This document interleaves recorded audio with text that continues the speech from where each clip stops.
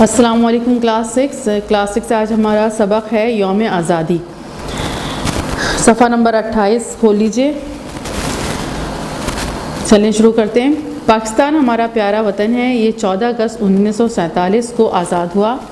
اس دن کو ہم یوم آزادی کے طور پر مناتے ہیں. یہ ہمارا قومی تہوار ہے. تہوار بھی کہا جاتا ہے اور تہوار بھی کہا جاتا ہے. کسی خوشی کے مبارک دن کو تہوار کہتے ہیں. یوم آزادی پر پورے ملک میں عام کاروبار بند رہتا ہے. اسکولوں، کالجوں اور دفتروں میں چھٹی ہوتی ہے. سب لوگ مل کر خوشی مناتے ہیں. دنیا کی سبھی قومیں اپنے طور پر اپنے قومی دن کو تہوار کے طور پر شاندار طریقے سے مناتی ہیں. ہم بھی اپنے وطن کے قومی دن کو بڑے جوش و خروش کے ساتھ مناتے ہیں. اس لیے یہ دن بڑا تاریخ ساز ہے. تاریخ ساز کا مطلب کیا ہوتا ہے؟ خصوصی اہمیت کا حامل ہے. یعنی تاریخ میں ہمیشہ یہ دن جو ہے وہ یاد رکھا جائے گا.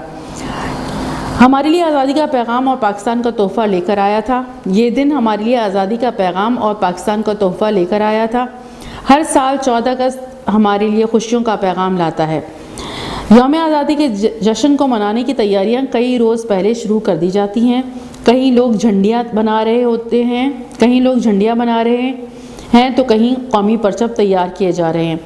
عمارتوں پر روشنی کی خاطر برقی قمقمے لٹکائے جا رہے ہیں. برقی قمقمے، برق کا مطلب ہوتا ہے بجلی اور قمقمے کا مطلب ہوتا ہے بلب. وہ چھوٹے چھوٹے بجلی کے بلب جو ہے وہ لگائے جاتے ہیں اور سجایا جاتا ہے عمارتوں کو. اس سے شہر ہو یا گاؤں، آزادی منانے کے لیے ہر جگہ بھرپور گہما گہمی شروع ہو جاتی ہے. گہما گہمی کا مطلب ہوتا ہے چہل پہل. یعنی ہر طرف لوگ جو ہے نا وہ مصروف نظر آئیں گے اسی کام میں کہ کوئی کچھ تیاری کر رہا ہے، کوئی کچھ تیاری کر رہا ہے. سب جگہ ایک ہی انداز کا جوش ہوتا ہے. یعنی پورے پاکستان میں 14 اگست کی صبح پاکستان بھر میں لاکھوں لوگ نماز شکرانہ ادا کرتے ہیں اور وطن عزیز کی ترقی اور خوشحالی کے لیے خصوصی دعائیں مانگی جاتی ہیں. وفاقی دارالحکومت اسلام آباد میں آزادی کی تقریبات کا آغاز پارلیمنٹ ہاؤس کی خوبصورت عمارت سے ہوتا ہے. دارالخلافہ تو آپ کو پتہ ہے اسلام آباد ہے. وہاں پر جو آزادی کی تقریبات کا آغاز ہوتا ہے وہ پارلیمنٹ ہاؤس سے ہوتا ہے. پارلیمنٹ ہاؤس کون سا ہوتا ہے؟ وہ جگہ جہاں پر سب منتخب ہوئے نمائندے جو ہیں، جب الیکشن ہوتے ہیں تو ہمارے یہاں جو بھی نمائندے منتخب ہوتے ہیں وہاں جا کے اسمبلی میں بیٹھتے ہیں.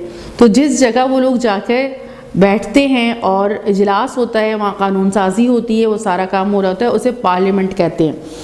تو وہاں اس کی جو عمارت ہے وہاں پر جو ہے وہ پارلیمنٹ ہاؤس کی خوبصورت عمارت سے جو ہے وہ اس کی آزادی کی تقریبات کا آغاز ہوتا ہے. اس کے سبزہ زار میں وزیر اعظم پاکستان قومی پرچم لہراتے ہیں. سبزہ زار کہتے ہیں اس کے جو لون وغیرہ ہوتے ہیں اس کو سبزہ زار کہیں گے. اس کے سبزہ زار میں وزیر اعظم پاکستان قومی پرچم لہراتے ہیں. اس کے ساتھ ہی قومی ترانے کی دھن پیش کی جاتی ہے. تلاوت قرآن پاک اور نعت خوانی کے بعد وزیر اعظم قوم سے خطاب کرتے ہیں.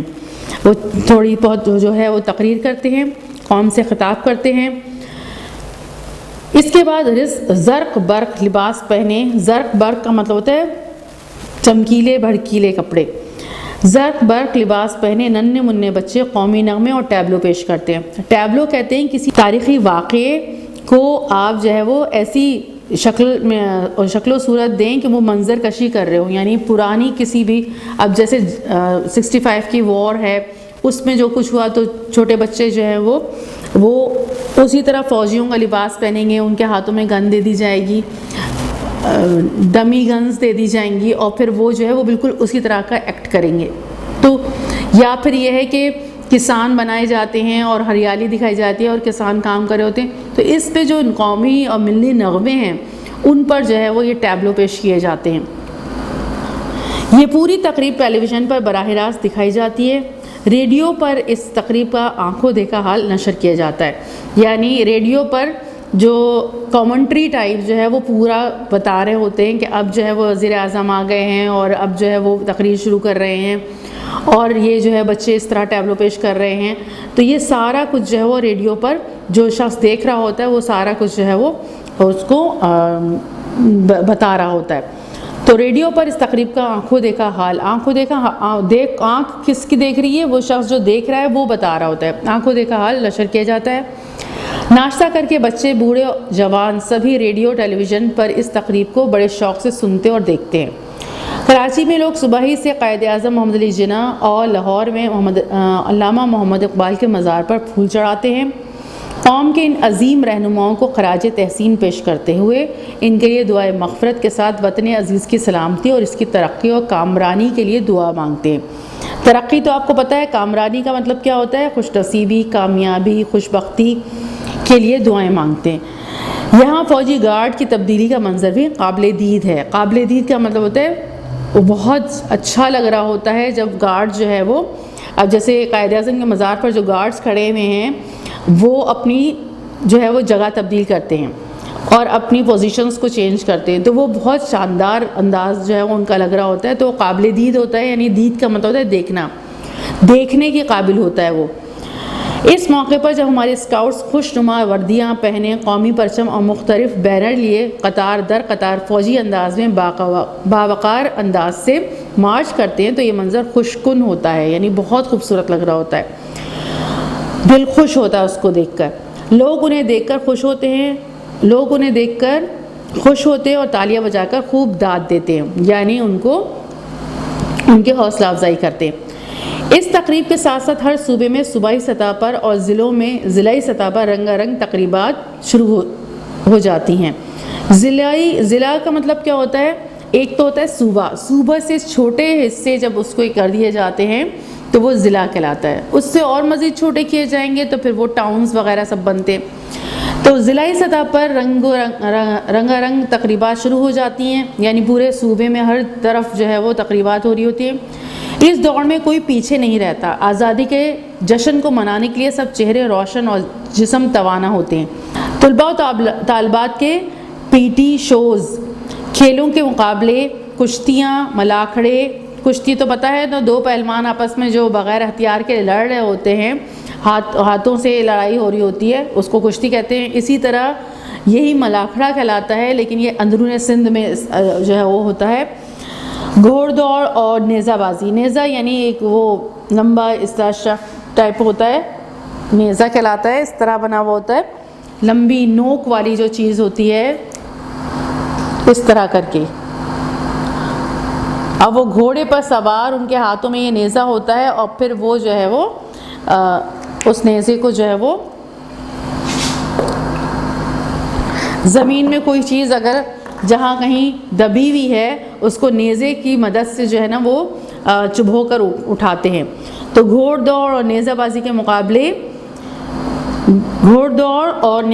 مقابلے بھی منعقد ہوتے ہیں۔ بعض ادارے کلچرل شو منعقد کراتے ہیں۔ کلچرل کا مطلب ہوتا ہے سماجی، ثقافتی جو ہے، جیسے اب اندرون سندھ میں جو اجرک ہے اور جو وہاں پر جو ہے وہ شیشے کے بنے ہوئے کام کے لوگ، خواتین جو ہیں وہ ڈریسز پہنتی ہیں، تو اس طرح کا پورا ماحول جو ہے وہ دکھایا جاتا ہے۔ اسی طریقے پنجاب کا ماحول دکھایا جاتا ہے اور وہاں جو پنجاب کا انداز، لیونگ اسٹائل جو ہے وہ پھر جو ہے وہ شو میں پیش کیا جاتا ہے، یا پھر اندرون سندھ کا یا اور جو ہے وہ دوسرے ہماری جتنی بھی ثقافتیں ہیں ان کا، تو وہ کلچرل شو جو ہے وہ منعقد کیے جاتے ہیں۔ اس پہ پھر ساری چیزیں بھی اندرون سندھ میں جو ثقافتی چیزیں ہمارے یہاں بنتی ہیں وہ رکھی جاتی ہیں، پیش کی جاتی ہیں۔ اور اسی طریقے سے ہمارے جو سرحد کے علاقے کی ہیں، سارے جہاں جو بھی ہمارے پاکستان کے علاقے ہیں ان کی تمام چیزیں اس میں جو ہے وہ رکھی جاتی ہیں اور دکھائی جاتی ہیں، اور اس پہ شوز بھی کیے جاتے ہیں، ٹیبلوز کیے جاتے ہیں۔ تو بعض ادارے کلچرل شو منعقد کراتے ہیں۔ شام ہوتے ہی ملک میں لوگ یہاں سے پھر چیزیں بھی خریدتے ہیں۔ اس کلچرل شو میں لوگ ہمارے یہاں کی باہر سے ممالک کے آئے ہوئے لوگ بھی جو ہیں وہ ہماری چیزیں جو ہے وہ خریدتے ہیں، انہیں اچھی لگتی ہیں۔ اجرک ہے اور اس کے علاوہ جو ہے وہ شیشے سے بنے ہوئے کام کی چیزیں ہیں یا ڈریسز ہیں، اس کے علاوہ جو ہے وہ کڑھائی کے ڈریسز ہیں، ملتانی کڑھائی کے ڈریسز ہیں، یا ملتان میں جو ہمارے یہاں برتن بنتے ہیں وہ تمام چیزیں۔ تو یہ اس طرح کے منعقد کرتے ہیں یہ شو، تاکہ پھر وہاں پر جو ہے وہ ہماری ثقافت کا پتہ چلے، اور اس میں بہت ساری چیزیں ہمیں جو ہے وہ ہماری بکتی بھی ہیں۔ شام ہوتے ہی ملک میں چراغاں قابل دید ہوتا ہے۔ چراغاں کا مطلب ہوتا ہے یہ مٹی کے بنے ہوئے جو چراغ ہوتے ہیں اس میں تیل ڈال کے پھر بتی لگا کے اس پر جو ہے وہ اس کو جلایا جاتا ہے، اور وہ بڑے خوبصورت لگ رہے ہوتے ہیں۔ تو وہ چراغ جو ہے یعنی بہت سارے چراغ اس طرح جلائے جاتے ہیں اور یہ قابل دید لگتے ہیں۔ قابل دید کا مطلب ہوتا ہے یعنی دیکھنے کے قابل ہوتا ہے، بہت خوبصورت لگ رہا ہوتا ہے۔ بڑی بڑی عمارتیں دلہن کی طرح سجائی جاتی ہیں، جہاں کھڑے ہو جائیں وہاں سے ہٹنے کو قطعی جی نہیں چاہتا۔ قطعی کا مطلب ہوتا ہے بالکل بھی نہیں جی چاہتا کہ وہاں سے ہٹیں، ہرگز جی نہیں چاہتا کہ وہاں سے ہٹیں۔ قطعی کا مطلب ہوتا ہے بالکل بھی نہیں، بالکل نہیں، اور یا پھر ہرگز۔ لوگ رات گئے تک گھومتے پھرتے اور آزادی کی تقریب سے محظوظ ہوتے ہیں یعنی خوش ہوتے ہیں۔ آپ نے کبھی سوچا کہ ہم اس دن اتنی خوشی کیوں مناتے ہیں؟ ہم اس دن اتنی خوشی اس لیے مناتے ہیں کہ یہ ہمارے آزادی کا دن ہے۔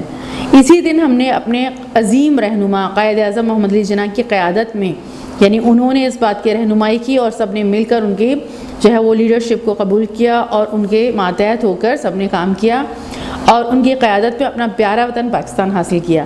14 اگست 1947 کو اس مقدس یعنی پاک سرزمین پر ہمارا سب سے لالی پرچم پہلی بار فضا میں بلند ہوا، یعنی ہوا میں فضا میں بلند ہوا، اور ہم ایک باعزت قوم کی حیثیت سے آزاد قوموں کی صف میں شامل ہوئے۔ صف کا مطلب ہوتا ہے قطار میں، لائن میں شامل ہوئے۔ جتنے بھی آزاد ملک ہیں اس میں پھر ہمارا پاکستان بھی اس صف میں، اس لائن میں، اس قطار میں شامل ہوا۔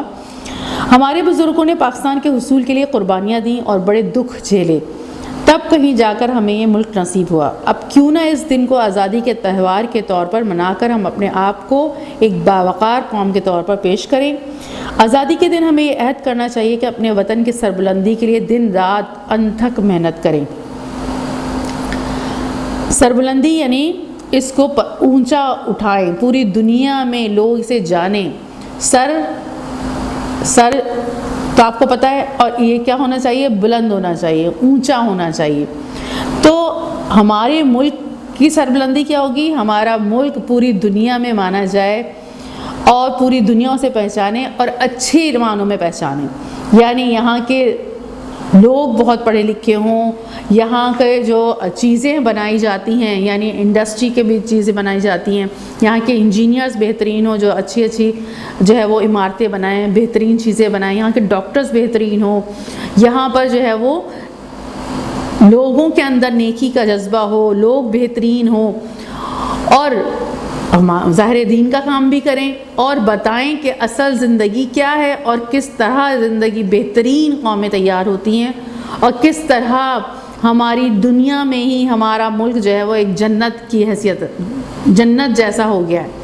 تو یہ کس چیز سے ہوگا؟ زیادہ سے زیادہ ہم علم حاصل کریں گے۔ جب علم حاصل کریں گے اور اس پر عمل کریں گے اور سب محنت کر رہے ہوں گے تو یہ ملک ترقی بھی کرے گا اور لوگوں کے اندر دین کی تعلیم بھی ہوگی اور اللہ کے رسول کی بات بھی ہوگی تو لوگوں کا کردار بھی اچھا ہوگا۔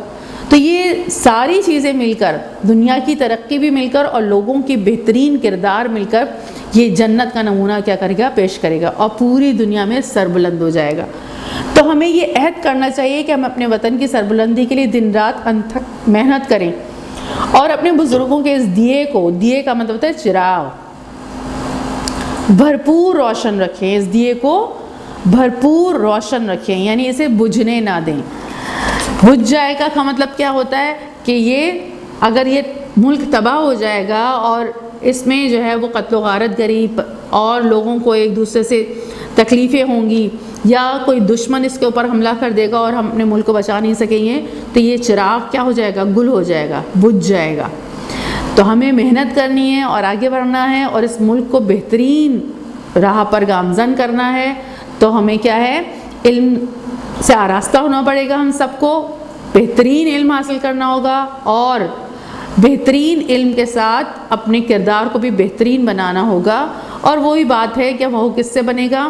ہم دونوں طرف کی تعلیم حاصل کریں، دنیا کی تعلیم بھی حاصل کریں تاکہ سائنسز اور ان تمام چیزوں میں آگے بڑھیں، اور دین کی تعلیم بھی حاصل کریں۔ اور ویسے بھی یہ دنیا اور دین کی تعلیم الگ الگ نہیں ہے، یہ ساری چیزیں ایک ہی ہیں کیونکہ یہ کائنات اللہ نے بنائی ہے اور اس کو ہم سمجھنے کی کوشش کر رہے ہیں تو اللہ کی چیز ہی کو سمجھنے کی کوشش کر رہے ہیں۔